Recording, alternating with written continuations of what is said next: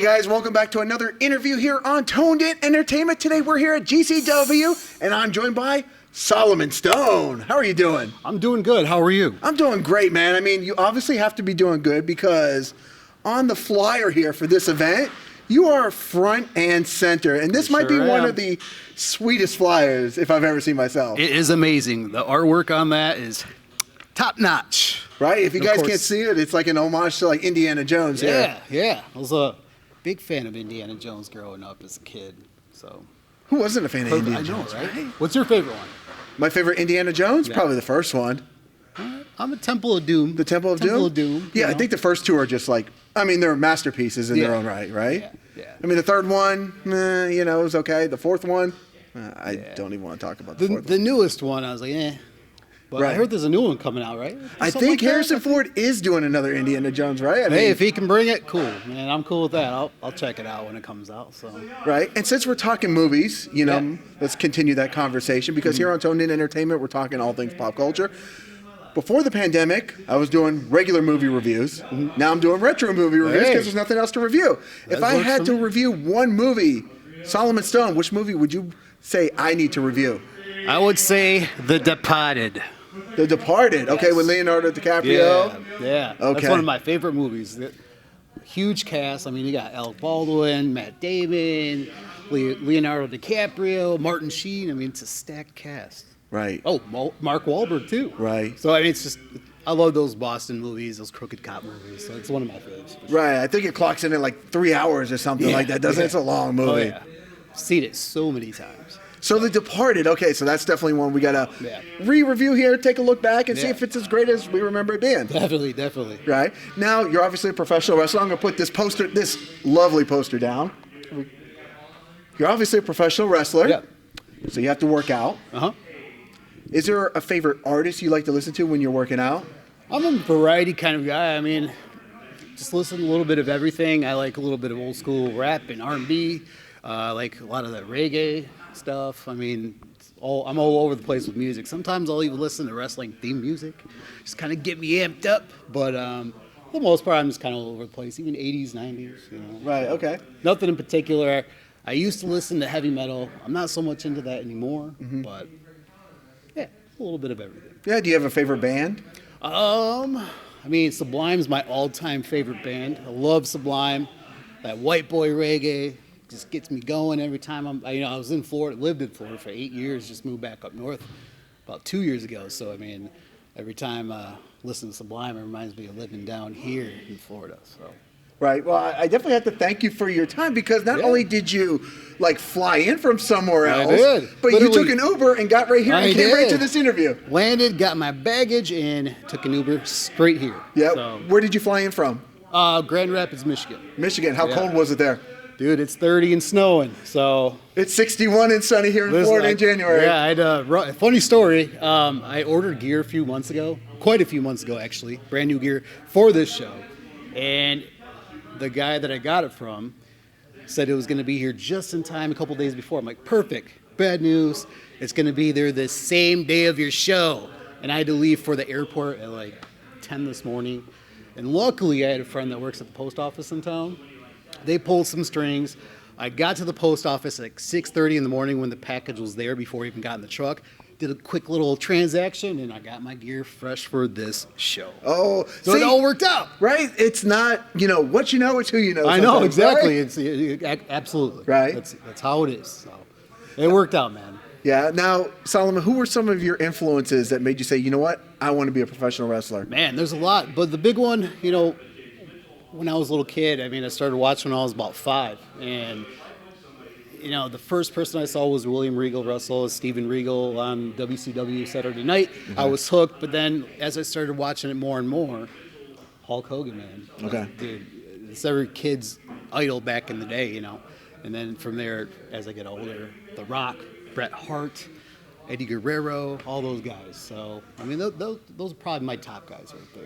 Sure. I think you're the second person in the past couple of interviews that said Lord Steven Regal. Yeah. Which just really shows, how much of a true wrestling fan I think you are, because a lot of people will just say A, B, and C, but when you say Steven Regal, I think it really shows. And you said WCW Saturday Night. Yeah.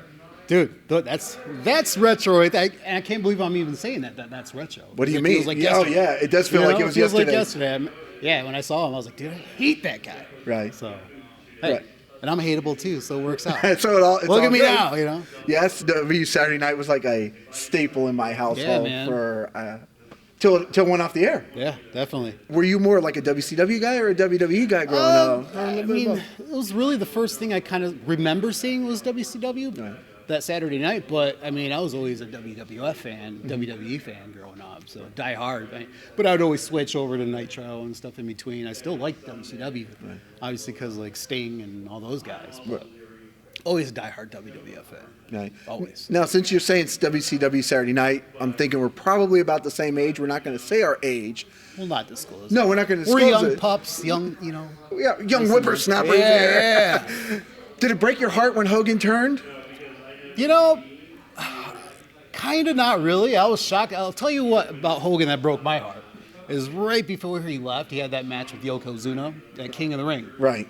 And dude, I was a little kid, and I remember seeing it, and I had school the next day, I believe, but I remember the last words that I remember was Bobby Heenan saying, Hulkamania is dead. Dude, I literally was crying. I was like, I thought he was really dead. Right. And I remember going to school the next day. I was telling people, I was like, Hulk Hogan died, blah, blah. And I was like, no, making fun of me. So I'm like, whatever. But now look at me. Yeah. So laugh all you want. Hollywood Hogan, Yeah, Hulk but no. Hogan. I mean, I actually loved Hollywood Hogan. who didn't love Hollywood Hogan, right? Yeah, came out to the awesome music, the bows, the black and white.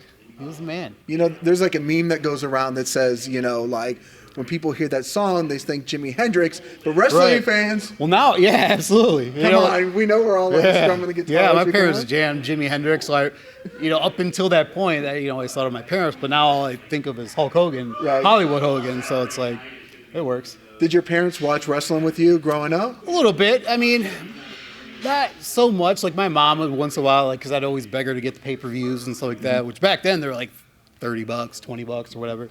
But, somehow con my mom into getting them. Sometimes, forged my way to getting the pay-per-views without her knowing. But once in a while, she'd check it out and stuff. Right, okay. Yeah, because like my dad was so hardcore into like wrestling. It's like, I think I went to my first match when I was 2. Yeah. And he watched it to the There day. you go, man. Started off Yeah, early. yeah. I'd say most of my friends, other friends come over and have little wrestling parties and stuff with the old Hasbro action figures. The and greatest stuff, time dude. ever, Oh my man.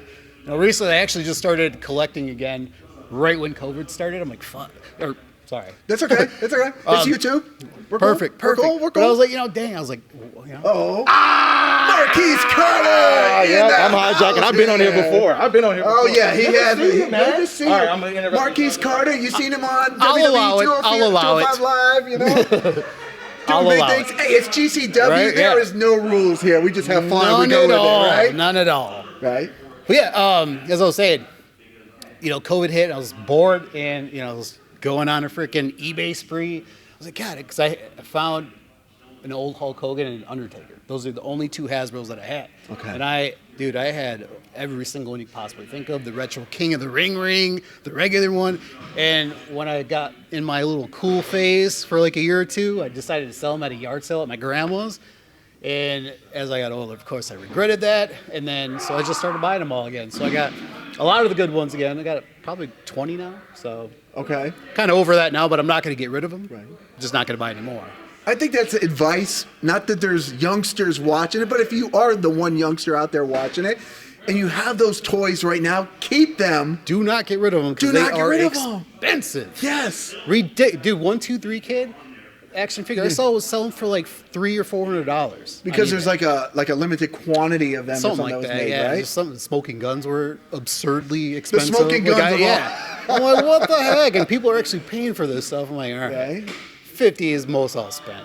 Right. Because I still have some of my original Thundercats. There you go. From, I mean, original. You could tell I played with them. Yeah. Some of those old. Oh my God! Do not sell your figures. Keep them. Put them in a Never, box. because they don't make them like they used to, and No. that's a fact. So. Yeah, I mean, even if you have, I mean, they're probably playing with the apps now and the Yeah. games, and now we play Kids with and their damn electronics. Ah, you know. no, Come you gotta on. play with the action figures. For You gotta real. go outside and play. Right. So.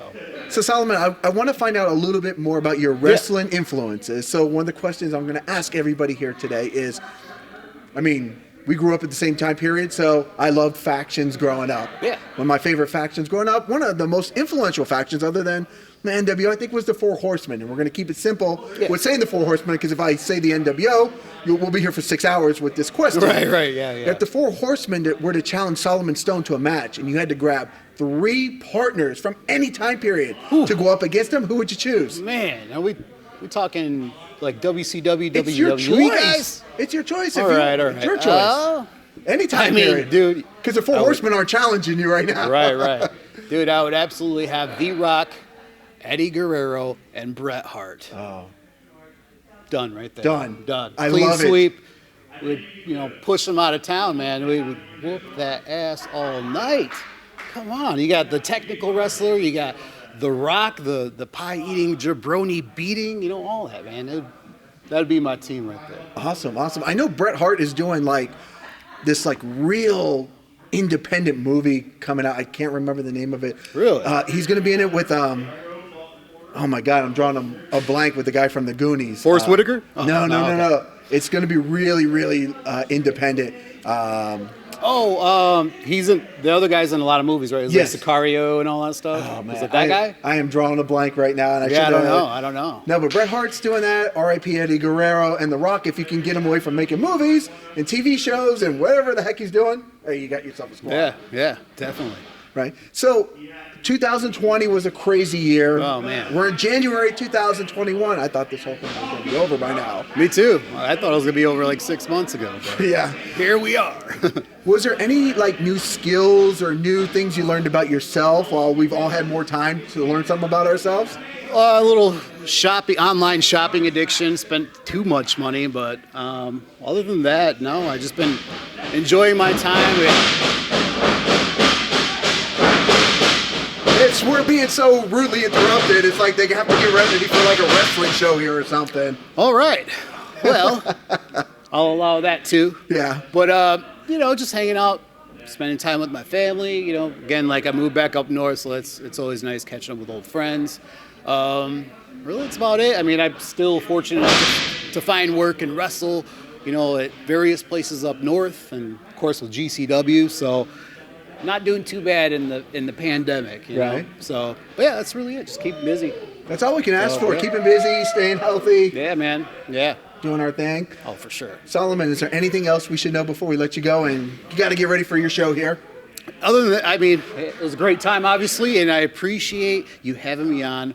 But just want to let everybody know that this face is the face that you cannot replace, because I am front and center on the GCW Legend of the Medallion poster. Don't you ever forget that, because you're going to see more of this. Look at that. I mean, you are front and center on this poster. It's one of the best posters I've ever seen. Yeah, I actually just told Jeremy that I'm going to get that blown up and actually professionally printed. Right. Full-size poster and framed. I'm putting that on my office wall. You should. I mean, this looks like I don't know. Dude, It was awesome. When I saw it, Yeah. Gomez was teasing it the whole time. He's like, hey, we have something special coming for you guys. The poster's going to be on fire. You're front and center Amazing. on fire. Poster's fire. You're fire. I know. Thank you so much, Solomon I Stone. appreciate it. For Thank you. Oh, before we let you go, where can people look you up at? You can find me on Facebook under The Gold Rush. You can find me on Instagram at SolomonStone22.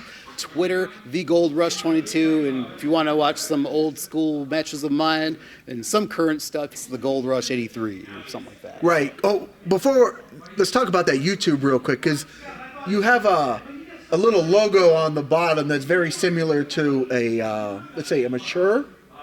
Yeah, I was testing out a little stuff called the Stone Hub. Stone Hub? Yeah, it was kind of one of those things I was testing a little bit. Some people think it's a little inappropriate.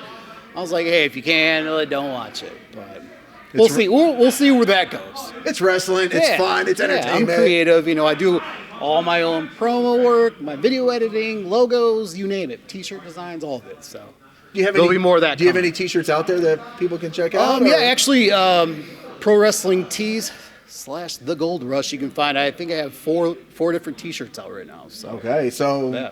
You can get the merch. Merch all day. Yeah. So follow me on all the social media and go to my Pro Wrestling Tees store and buy yourself some Gold Rush Solomon Stone merch. Let's get it now. Let's get it now. All right, Solomon, thank you so much. Thank you. I appreciate it. All right, guys, if you like interviews like this, make sure you guys subscribe here to Toned In Entertainment for future videos. Subscribe to the channel. Do it. Go now. Do it now.